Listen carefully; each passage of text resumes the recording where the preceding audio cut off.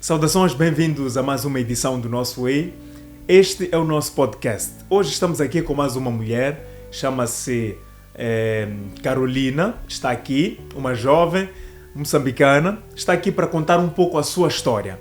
Ela foi acusada de tentativa de envenenamento para com seu marido este com quem ela viveu por cerca de 17 anos. Ela está aqui na primeira pessoa para contar um pouco o que aconteceu, os detalhes de tudo isto. E bem-vinda ao nosso programa, Carolina. Muito obrigada. Agradeço imenso pela oportunidade de estar aqui e clarificar certas coisas. Eu vivi maritalmente por 17 anos. Prontos, como toda relação, é sempre um mar de rosas porque há espinhos, não é? Mas pronto, este ano em concreto, o meu marido decide sair de casa e na semana, acredito eu que ele já tinha orquestrado tudo, na mesma semana ele me acusa de lhe envenenar. Segundo ele, diz que eu lhe envenenei por 2 vezes. Tal veneno que eu tenha metido no pão, teria metido o veneno no pão, que é um ácido de limpeza muito forte, que até para usar é necessário usar uma máscara e colocar luvas, de tão tóxico que é. Mas é o tal veneno que ele diz que eu meti no pão e ele comeu o pão por 2 vezes. Segundo ele, chegou até a cair no serviço e foi socorrido até o hospital. E no hospital foi-se comprovar que ele foi envenenado. Só que pronto, para o meu espanto, a polícia não procurou porque isso constitui um crime. Tanto é que eu mesma falei com ele, olha, tens que ir à polícia, meter uma queixa, porque não pode ver ou permitir que a mãe dos teus filhos, uma assassina, conviva assim contigo e com as crianças. Vamos à polícia e a posterior ao hospital, que é para ir se comprovar isso. Colocar-se tudo em pratos limpos. Prontos. Ele recusou. Fiquei no meu canto. Na mesma semana, ele decide sair de casa. Prontos. Depois disso, fui ouvindo assim na esfera familiar, porque ele falou isso para a família dele, que eu teria o envenenado, e razão pela qual ele havia decidido abandonar a casa. Até aí, tudo bem. Só que pronto, fica uma situação um pouco mais constrangedora quando ouço isso já de pessoas de fora, vizinhos. Olhávamos já como uma assassina. Acredito que até então, depois de verem o broadcast, se calhar vão limpar essa imagem que tem de mim como assassina. Aí foi quando decidi ir às autoridades. Fui abrir um processo, não é? Porque pronto, eles me acusou de ser assassina. Parecer que não, isso é uma acusação grave, porque nesta vida ninguém é eterno. Ele poderia sofrer ou ter um infarto, partir deste mundo, e eu ficaria com essa mancha. E as pessoas olhariam para mim e diriam, olha, ele perdeu a vida em consequência do envenenamento.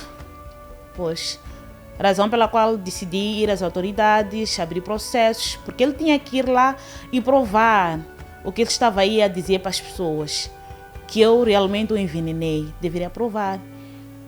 Mas pronto, nem isso conseguiu fazer. Houveram 2 situações. Estivemos no IPAS, perante a advogada do IPAS, ele voltou a repisar que sim, eu o envenenei. E o estranho em tudo isso é que foram 2 meses 2 meses depois de ele ter saído de casa é quando ele teve a reação do envenenamento. Porque segundo ele, o que ele falou no IPAS é que surgiram-lhe feridas nas axilas.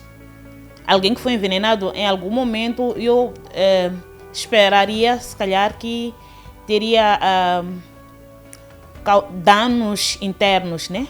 Nos intestinos, por aí. Mas não, no caso dele foi bem diferente. Diz que lhe surgiram feridas nas axilas. E até a própria empresa deu-lhe alguns dias, que era para ele recuperar do tal envenenamento. Tudo bem, o processo foi andando, foi chamado no outro sítio,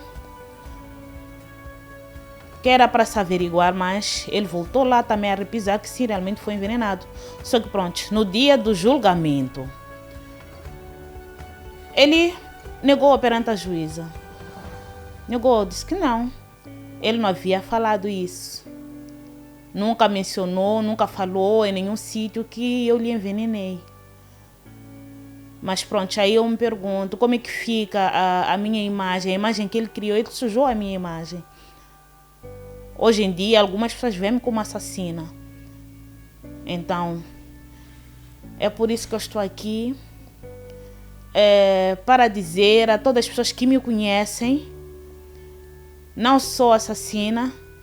Infelizmente, a relação não deu certo.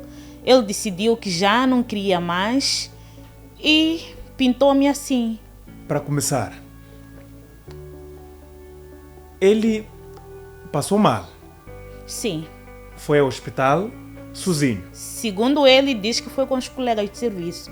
Porque ele diz que ele caiu no serviço. Ok. Sim. E lá é onde teve o suposto diagnóstico do envenenamento. Sim. Sim. Não chegou a apresentar nenhum comprovativo deste tal envenenamento? Não. Tomava alguma medicação que era estranha para si? Não tomava nenhuma medicação.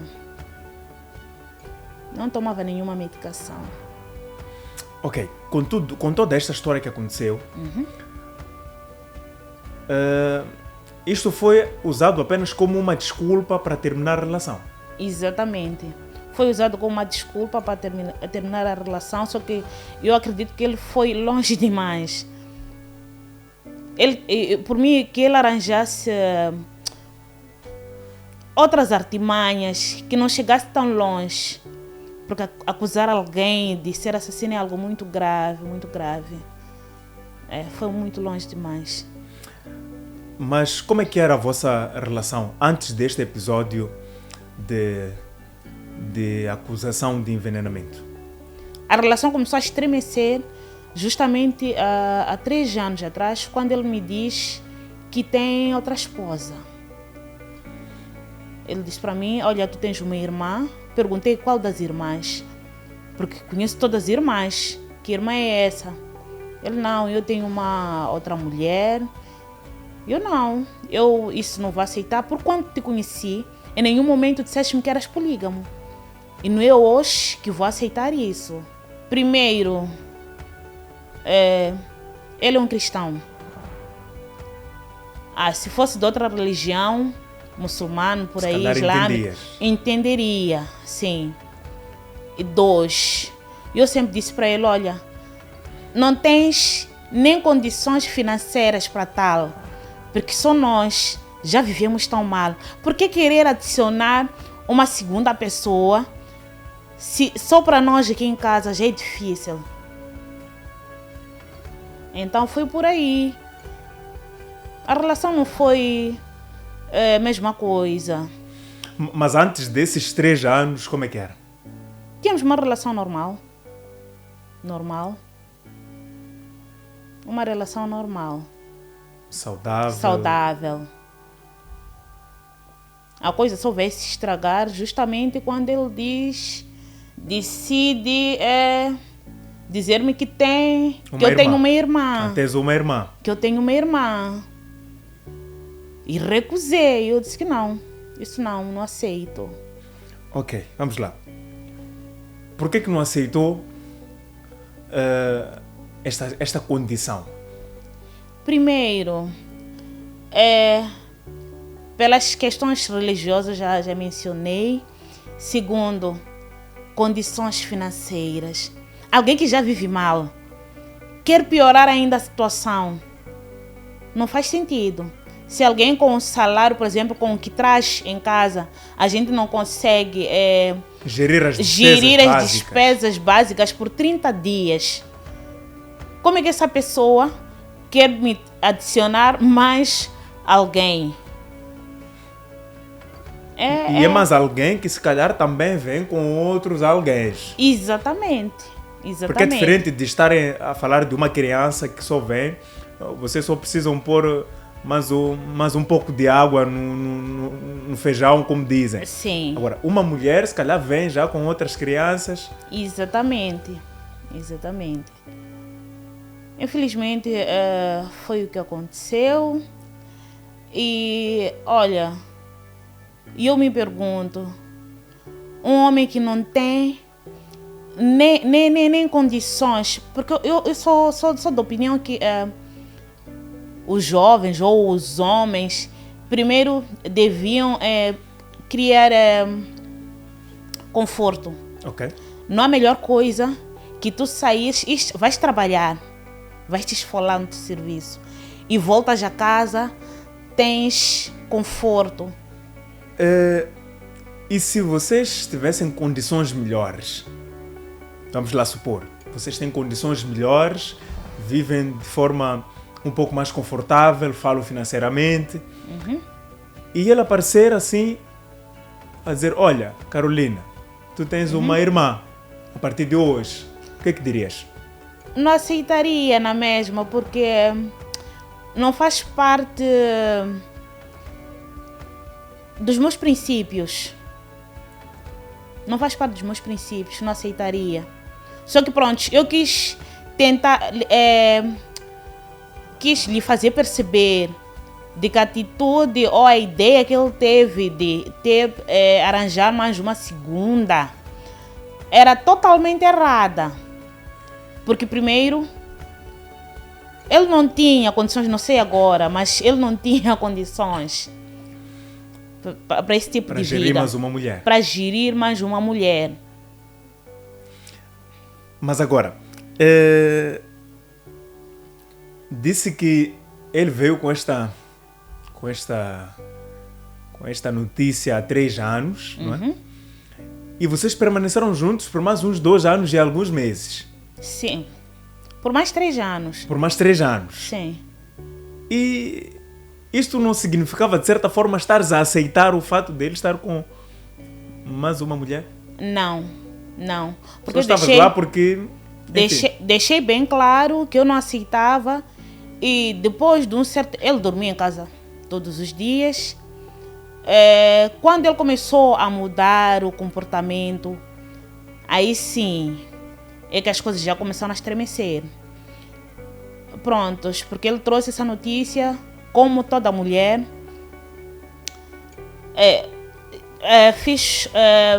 Manifestei, se calhar de uma maneira assim um pouco mais, digamos, agressiva, entre aspas, porque eu disse para ele, coloquei condições, né?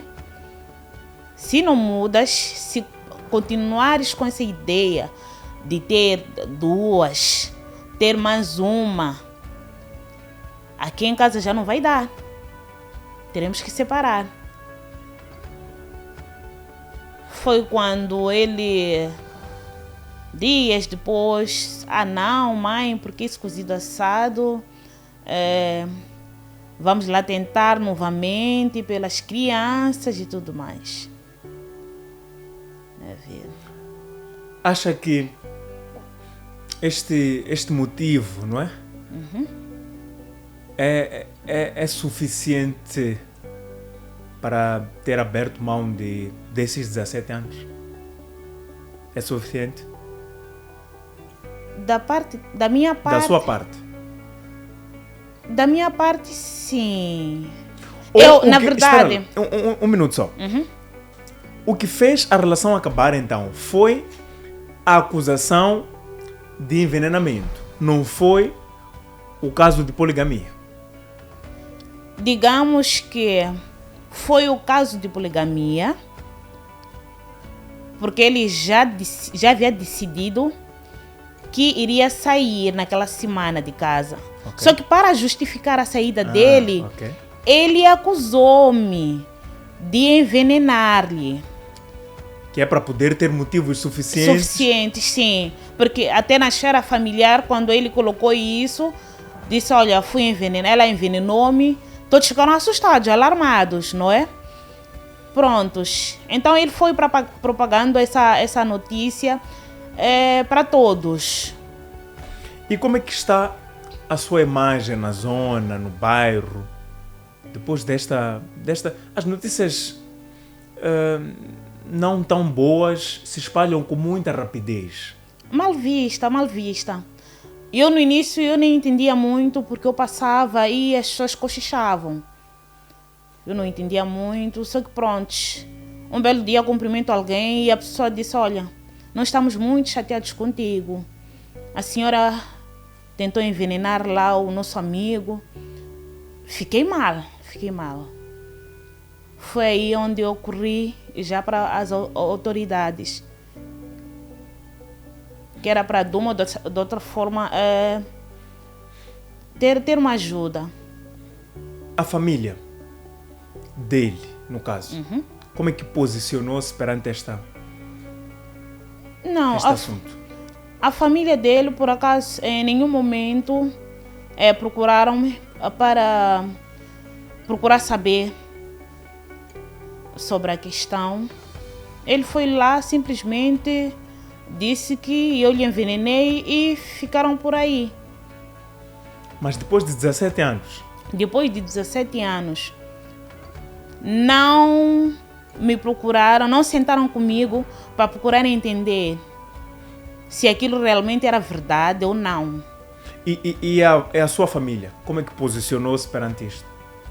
Pronto, a minha família por acaso até quis reunir, só que pronto, ele não permitiu.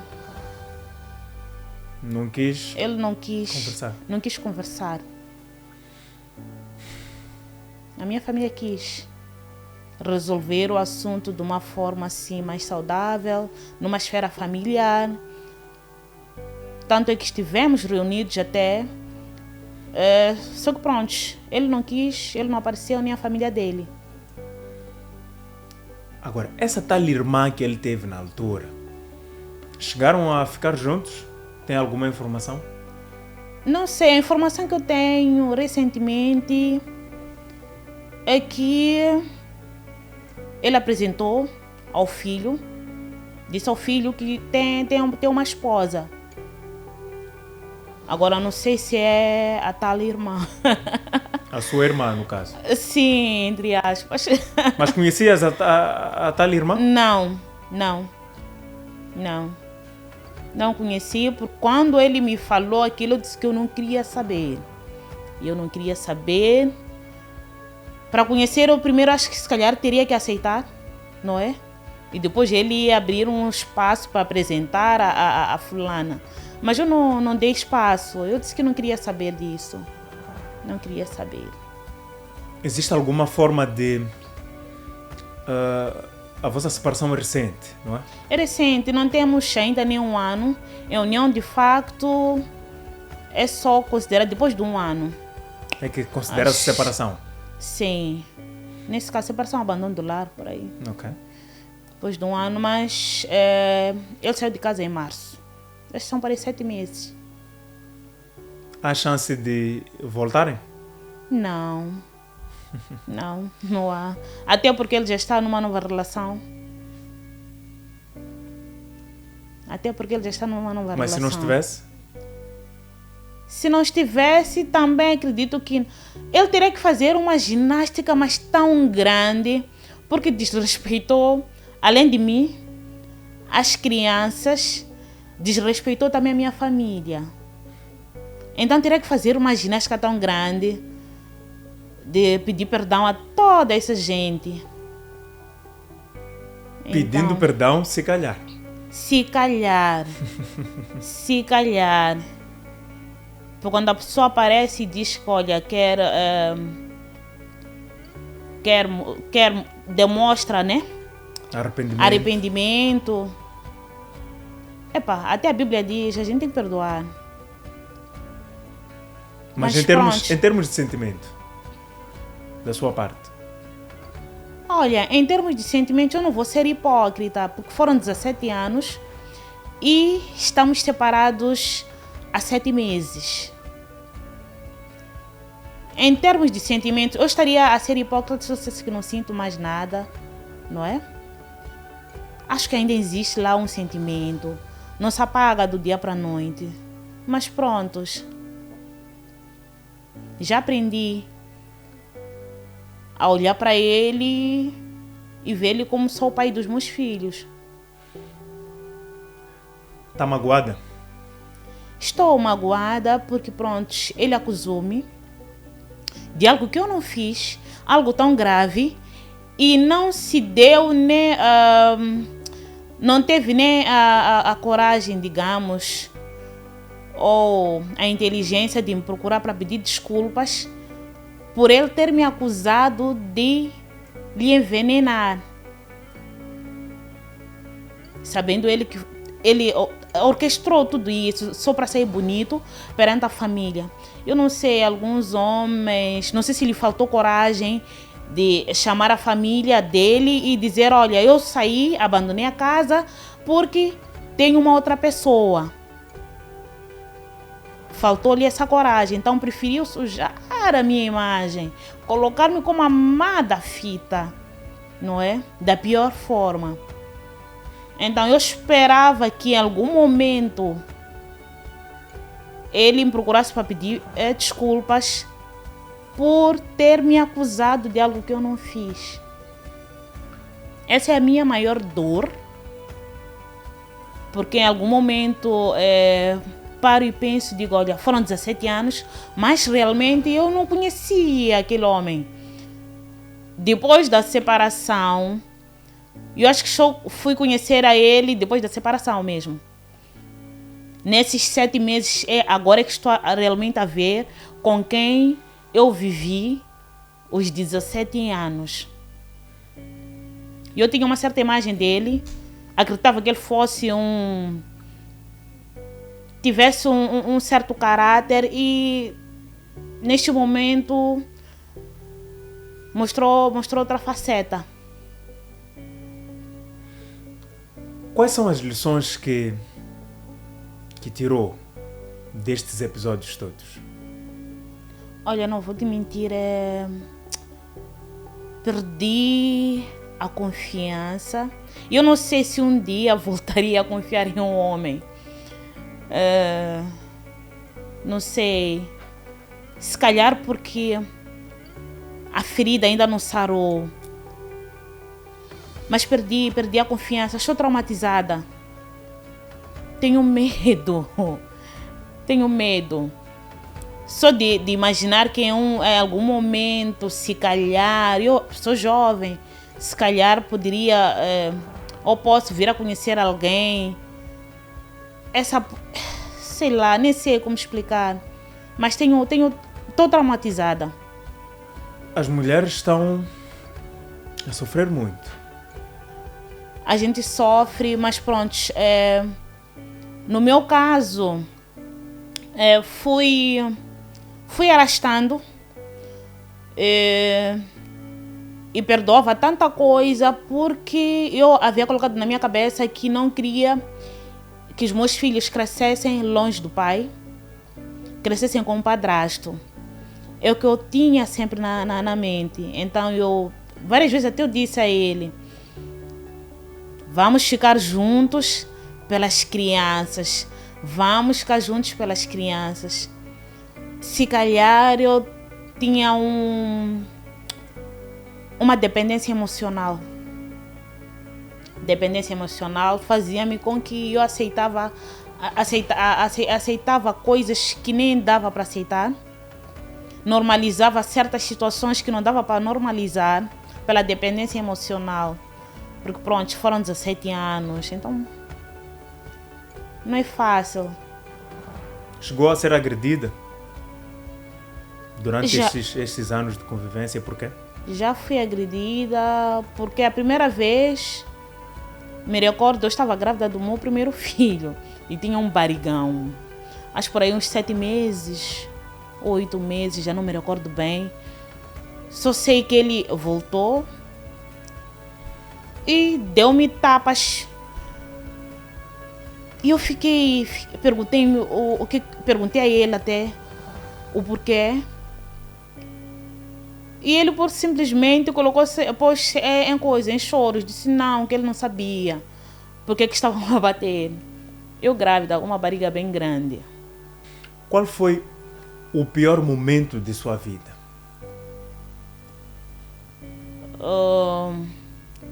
Não, o pior, resumindo mesmo, foi este recente. Julgo este como o pior momento desta acusação.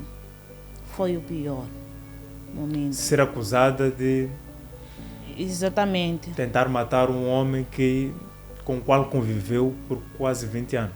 Sim. Esse foi o pior momento. Mas há espaço para limpar a sua imagem? Acha que há espaço para as pessoas ouvirem a sua versão e acreditarem nela? Sim, há espaço e uso dessa plataforma que é mesmo para limpar a minha imagem. E ele também, acredito, no dia que bater um arrependimento e Deus falar com ele lá no fundo do coração, eu acredito que ele também pode sim limpar a minha imagem, falando para as pessoas que ele falou, que pronto, ele inventou não sei como. Há espaço. Agora, saindo um pouco deste episódio, eu sei que é uma mulher com uma certa experiência num relacionamento, ficou lá por mais quase 20 anos. Sim. Como é que deve ser a postura de uma mulher, no geral, de uma mulher dentro do lar, para manter o lar saudável? Olha, eu acho que as bases são para manter uma relação saudável, um casamento saudável. Eu acho que as bases são essas. Deve haver muita amizade, companheirismo, transparência. Acho que essas são as bases. E qual deve ser a responsabilidade da mulher nisto tudo? Tem-se dito que a mulher o homem é a cabeça, a mulher é o pescoço, porque a mulher é que direciona a relação, não é? É a razão pela qual nós é que somos... falta a minha palavra certa. Mas o que é que a mulher em concreto deve fazer para manter o lar? Eu acho que a base é essa que eu já dei anteriormente, Okay. Que é ser amiga, companheira. Em nenhum momento deve haver segredos. Deve haver muita transparência na relação. E qual deve ser a responsabilidade do homem dentro deste lar? Ultimamente é assim, o homem é o provedor, mas há casos em que a mulher está lá como coadjuvante. Enquanto o homem vem com o caril, a mulher está ali também a batalhar do outro lado, que é para trazer arroz nesta casa, pão nesta casa. Então ela está sempre lá como coadjuvante. São poucos casos nos dias de hoje em que a mulher fica totalmente dependente do marido. A vida está difícil para todos. Então, a maior parte das mulheres eu acredito que tem já uma certa independência financeira. Por mais que seja pouco, mas só a atitude de levantar e ir atrás das coisas, correr pelos seus sonhos, pelos seus objetivos, já faz diferença. Algum conselho para os outros casais? Olha, eu diria que a lição que eu tirei disto, quando surge um problema, ou o correto é procurar conversar, diálogo é a base. Procurar conversar e resolver de imediato a situação. Porque quando a gente cala, vai acumulando, acaba virando assim uma bola tão gigante, que no futuro torna-se tão difícil de sair desse desfazer tantos problemas. Na sua opinião, sinceramente, o que é felicidade? A felicidade, eu acho que é ter paz. Ter paz. Paz é fundamental. Ter alguém que nos complemente, não é? Pronto, alguém que nos entenda. Diria para todas as mulheres, que estou aqui representando algumas mulheres, sejam mais fortes, criem independência financeira, porque muitas das vezes ser dependente te faz aceitar coisas inaceitáveis. Passar por situações de violência física, violência psicológica, só porque dependes do teu parceiro para tudo. Há muitas mulheres que são espizinhadas por isso e sofrem caladas. Há muitas mulheres que levam porrada e mesmo assim nem a coragem de ir meter uma queixa não tem. Porque pronto, ela não tem a coragem, e é a família também a dizer a ela: olha, você vai meter queixa para teu marido, quem vai te sustentar se ele for preso? Então, há muita situação que acontece por falta da coragem da mulher, por falta dessa coragem de levantar e ir à luta, ter uma independência. Estudem, mulheres. Estudem. Lar não é emprego.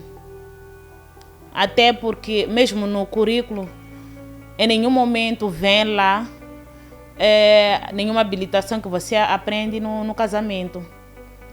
Então, estudem, formem-se. Esse é o conselho que eu vou dar para as mulheres. Algumas mulheres olham para o lar como se fosse emprego. Há mulheres que olham para o lar como emprego.